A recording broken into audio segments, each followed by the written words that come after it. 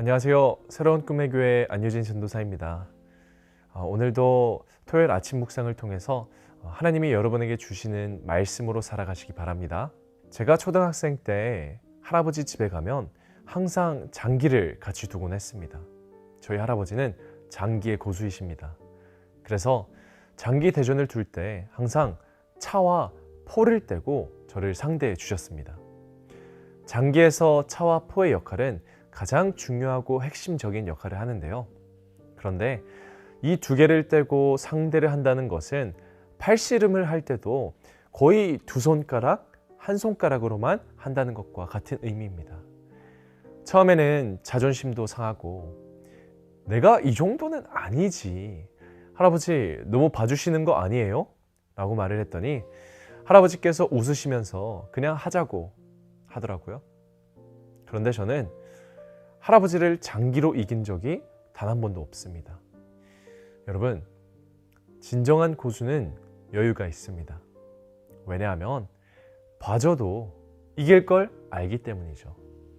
오늘 본문을 보면 정말 일생의 대결 앞에서 이러한 여유를 가진 진정한 고수가 등장합니다.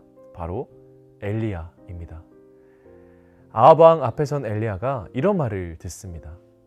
너가 바로 이스라엘을 괴롭히는 자 아니냐? 이 말을 듣고 엘리야가 얼마나 기가 찼을까요? 정작 이스라엘의 모든 악의 원흉이 자신을 정치적으로 몰아가기 위해서 대뜸 책임 전가를 하니 어이가 없고 화가 났을 것입니다. 그래서 엘리야가 아합 왕에게 본때를 보여주고자 합니다.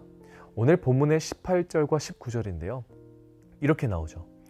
내가 이스라엘을 괴롭게 한 것이 아니라 당신과 당신의 아버지의 집이 괴롭게 하였으니 이는 여호와의 명령을 버렸고 당신이 바알들을 따랐습니다. 그런즉 사람을 보내 온 이스라엘과 이세벨의 상에서 먹는 바알의 선지자 450명과 아스라의 선지자 400명을 갈멜산으로 모아 내게로 나오게 하소서. 너가 잘못된 신을 섬겨서 나라가 망하고 있는 거야. 내가 그것을 증명하겠어. 너가 믿는 신들과 선지자들 다 데려와라. 이렇게 제안한 거죠. 그리고 아합은 받아들입니다. 오늘 엘리야와 바알과 아세라 선지자들의 대결에는 우리가 주목해야 할 점이 몇 가지가 있습니다. 먼저 대결의 장소입니다. 엘리야는 갈멜산이라는 곳을 대결 장소로 제안하는데 이곳은 당시 바알 신을 숭배하는 그런 지역이고 숭배하는 장소로 사용된 곳입니다. 그런데 이상하게도 엘리야는 자신이 먼저 이 장소에서 대결을 펼치자고 한 것이죠. 스포츠로 따지자면 홈 경기와 어웨이 경기가 있지 않습니까? 누구나 다 홈 경기에서 제 실력을 발휘하는 게 더 쉽습니다. 어리석게 적진 한가운데를 대결 장소로 정한 것이 사실 이해가 되지 않아요. 그리고 우리가 주목해야 할 두 번째는 대결의 종목입니다.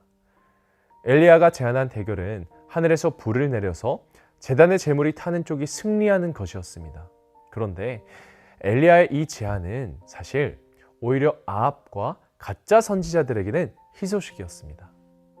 왜냐하면 그 당시 사람들의 관점에서는 날씨를 주관하는 바알 신이 광야에서 조상을 인도하는 하나님보다 더 유리하다고 생각했기 때문이죠. 거기에 더해서 대결에 참여하는 숫자만 보더라도 엘리야는 한 명입니다. 바알과 아세라의 선지자는 몇백 명입니다. 백성들이 볼 때 이미 이 대결의 결과는 정해진 것이죠. 엘리야가 이미 졌다. 쉽게 말하자면 엘리야는 차 떼고 포 떼고 대결에 임한 거예요. 심지어 바알의 선지자들에게 선공도 양보하잖아요. 니들이 먼저 해봐라. 대결이 시작되자 바알의 선지자들이 막 온갖 생쇼를 다 하기 시작합니다. 그들의 신의 이름을 부르면서 정말 간절하게 뛰어다니고 소리를 지르죠. 그럼에도 아무런 일이 일어나지 않자 자해까지 하게 됩니다. 28절에 이렇게 나오죠. 이에 그들이 큰 소리로 부르고 그들의 규례를 따라 피가 흐르기까지 칼과 창으로 그들의 몸을 상하게 하더라. 이 모든 상황을 엘리야는 가만히 지켜보고 있습니다. 그리고 콧웃음을 칩니다. 차 떼고 포까지 떼어주었지만 여유를 가지고, 아니 여유를 넘어서 그들을 비웃기까지 해요. 야, 너희들의 신이 지금 묵상하면서 자나 봐? 대답이 없네. 엘리야에게는 여유를 넘어선 승리의 확신이 있었습니다.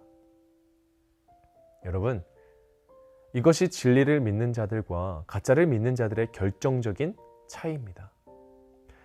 가짜를 믿는 사람은 여유가 없습니다. 아무리 믿어도 결국 인생에서 어떠한 변화를 경험하지 못하기 때문이에요. 그러다 보니까 무언가 쫓기는 삶을 살아갑니다. 아무도 자신을 쫓아오지 않는데, 누구도 자신을 쫓아오지 않는데 쫓기는 삶을 살아가요.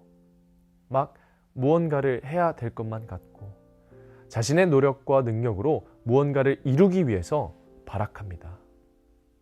왜? 의지할 것이라곤 자신밖에 없으니까. 그러나 여러분, 진리를 믿는 사람들은요, 삶에 여유가 있습니다. 믿음이 있기 때문입니다. 믿음이 무엇입니까? 하나님께 내 모든 것을 맡기는 것입니다.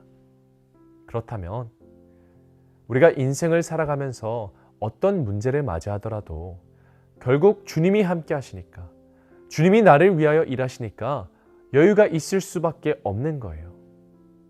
내가 안 해도 되니까. 그런데 여기서 오해하시면 안 됩니다. 믿음을 가지고 아무것도 하지 말라는 게 아니에요.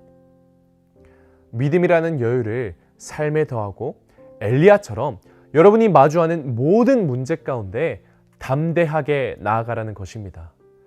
그게 바로 하나님의 임재 안에서 누릴 수 있는 은혜이자 축복입니다.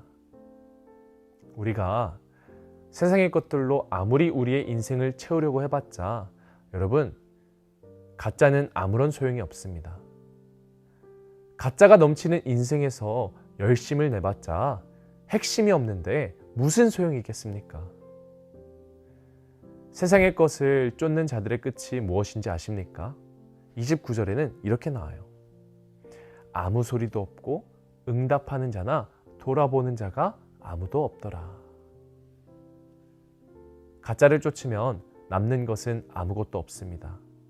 그러나 하나님은 언제나 나의 하나님이시기를 그만둔 적이 없으십니다. 그러니 돈, 명예, 인맥, 권력과 같은 가짜들을 추구하지 마시고 나의 작은 신음에도 응답하시는 하나님을 바라보시기 바랍니다. 사랑하는 꿈의 가족 여러분, 우리도 엘리야와 같은 신앙의 고수가 됩시다. 직장의 문제, 가정의 문제, 사람과의 관계의 문제 앞에서 어떻게 하면 이길 수 있을까? 내가 어떻게 하면 지지 않을까? 쫓기며 살지 마시고 여유를 가집시다. 주님이 하신다는 믿음을 가지고 주님께 모든 것을 맡겨드려야 합니다. 순간의 자존심, 순간의 감정, 순간 올라오는 그 생각들을 다 내려놓으세요. 지면 어때요? 좀 봐주면 어때요? 차 떼고 포 떼도 여러분, 우리는 이길 수밖에 없어요. 내가 하는 게 아니라 하나님이 하시기 때문이에요. 신앙의 고수는 여유가 있습니다. 믿음이라는 여유입니다. 여러분, 가진 게 많아야 승리하는 게 아니라 하나님과 함께 해야 승리하는 것입니다. 내가 무언가를 하는 게 승리하는 게 아니라 나를 위하여 일하시는 하나님을 믿는 것이 승리하는 것입니다. 오늘 하루도 우리 한번 여유를 가지고 살아내면 어떨까요? 잠깐이면 사라질 감정에 휘둘리지 마시고, 잠깐이면 흘러갈 생각에 매몰되지 마시고 하나님과 함께 여유를 즐기시기 바랍니다. 저는 저와 여러분이 오늘도 주님 안에서, 주님 품에서 은혜를 누리며 살아가시기를 예수님의 이름으로 소망합니다. 오늘 말씀 생각하면서 같이 기도하겠습니다. 살아계신 하나님 아버지, 우리가 살아가면서 마주하는 모든 문제들 가운데 우리가 여유를 가지고 살아가게 하여 주시옵소서. 그 그 여유는 우리가 하나님의 임재 안에서 살아갈 때 하나님이 우리를 위하여 일하신다는 믿음입니다. 그 믿음으로 우리가 오늘 하루 살아가기를 간절히 소망합니다. 주님이 나와 함께 하신다면 우리는 두려울 것이 없으니 오늘 하루도 믿음이라는 여유를 삶에 더하여 정말 담대하게 하루를 살아내는 우리들이 되게 하여 주시옵소서. 감사드리며 이 모든 말씀 예수 그리스도의 이름으로 기도합니다. 아멘. 그러므로 예수 안에 있는 자 정죄함 없으니 예수 안에 있는 생명의 능력이 나를 해방하였네.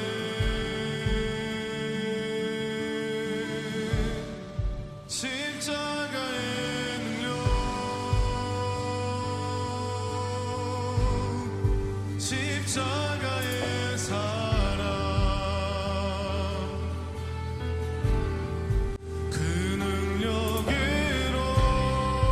다시